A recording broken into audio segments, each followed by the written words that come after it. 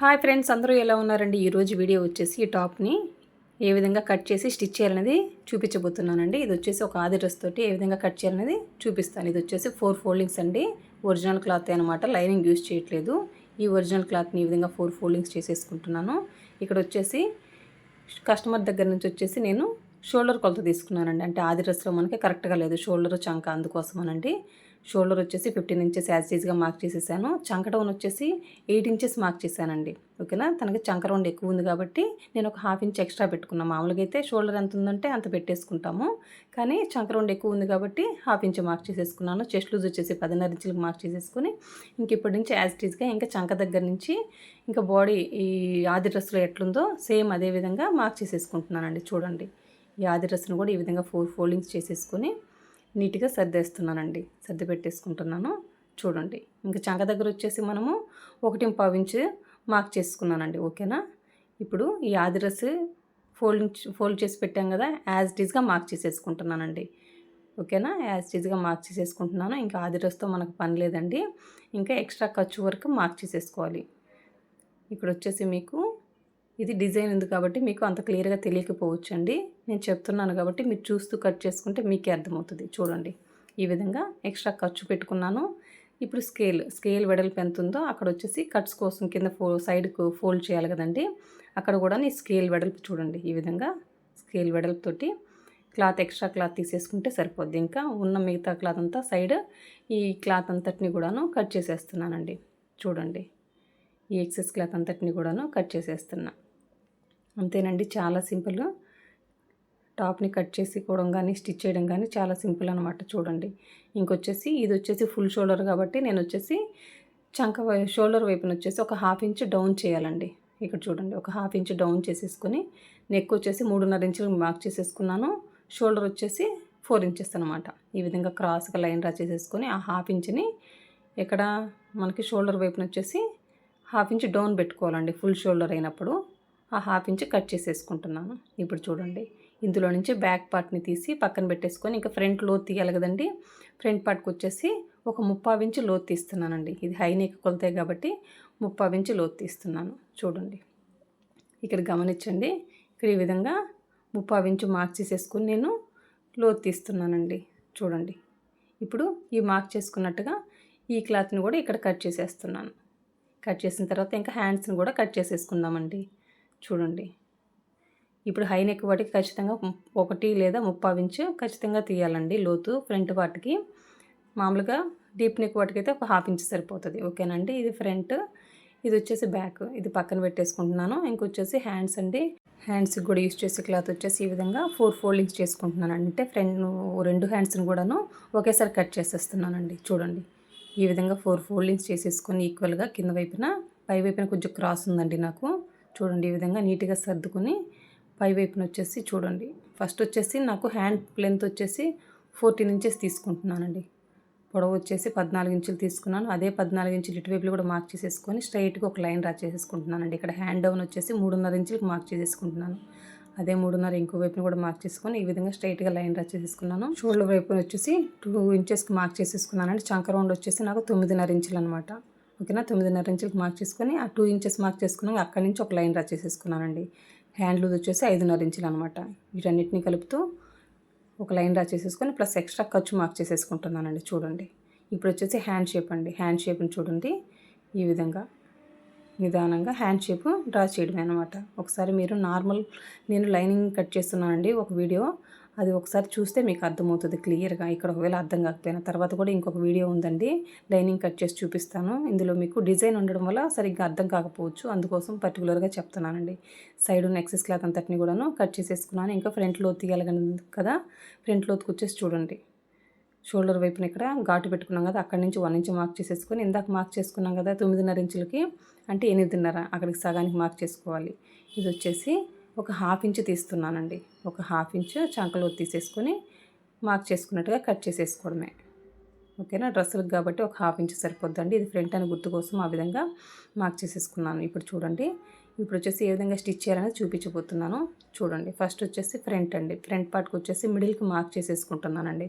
చూడండి, ఈ విధంగా ఈక్వల్గా సర్దుకుని మిడిల్కి అయితే ఒక మార్క్ చేసుకోవాలండి. ఈ విధంగా మార్క్ చేసుకోవడం వల్ల మనకి క్యాన్వాస్ పెట్టి నెక్ కుడతాం కాబట్టి మనకి నెక్ పక్కా జరిగిపోదండి. ఓకేనా, అందుకోసమనండి నేను వచ్చేసి క్యాన్వాస్ యూస్ చేసి ఆల్రెడీ నెక్ని కట్ చేసి పెట్టేసుకున్నానండి. చూడండి, క్యాన్వాస్లో మిడిల్ పాయింట్ను ఇక్కడ వచ్చేసి ఈ క్లాత్లో మిడిల్ పాయింట్ అక్కడంతా నాకు స్టోన్స్ ఉందండి. అది అక్కడ కుట్టు పడకుండా చూసుకోవాలి నేను. చూడండి ఏ విధంగా కుడతాననేది.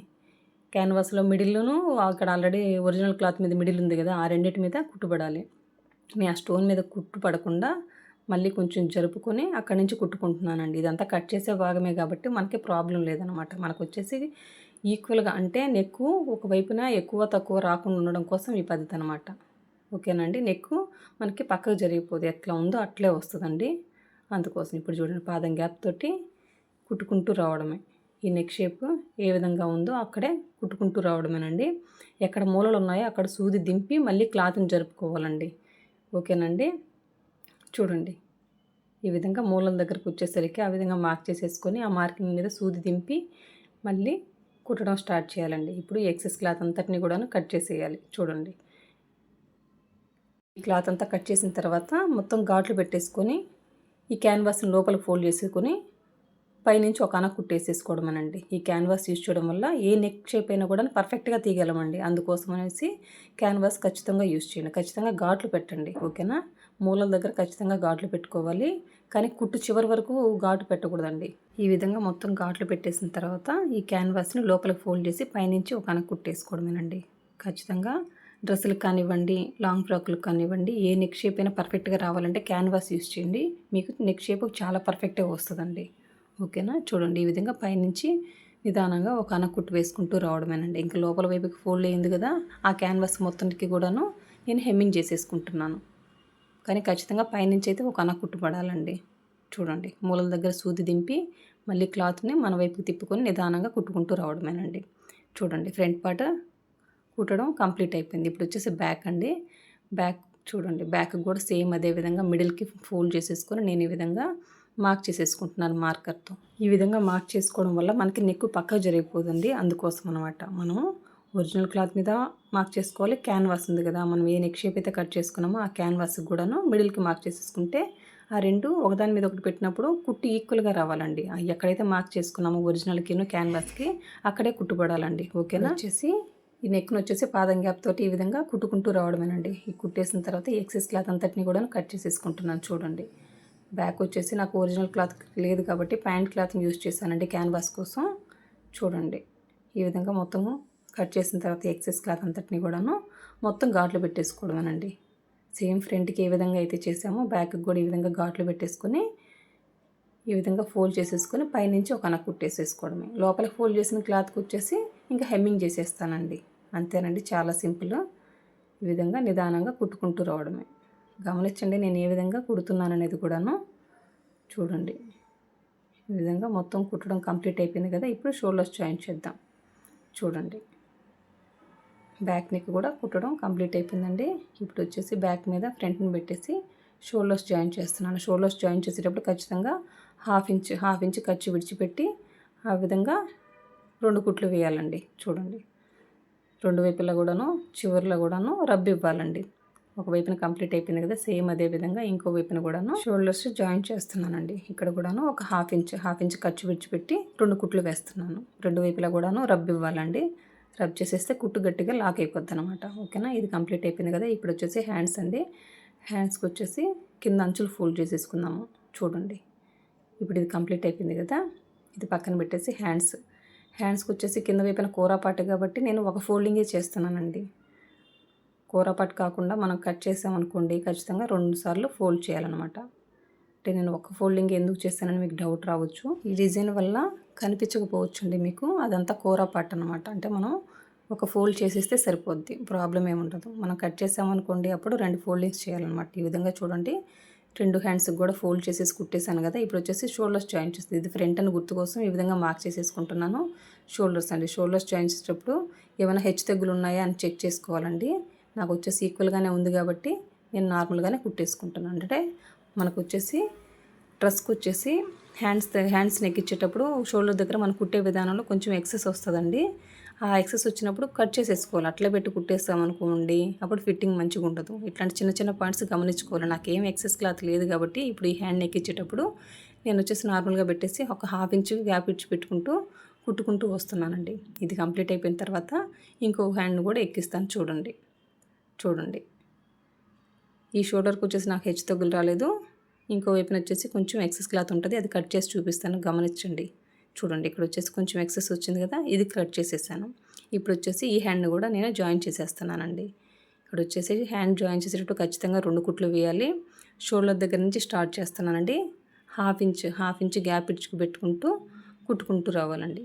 ఇప్పుడు వచ్చేసి ఒకవైపున కుట్టు అయిపోయింది కదా, రివర్స్ చేసేసుకొని మళ్ళీ ఇంకో కుట్టు వేసుకుంటూ వస్తున్నానండి. షోల్డర్ దగ్గరకు వచ్చేసిన తర్వాత మళ్ళీ చివరి వరకు కూడాను ఒక కుట్టు వేసుకుంటూ రావాలి.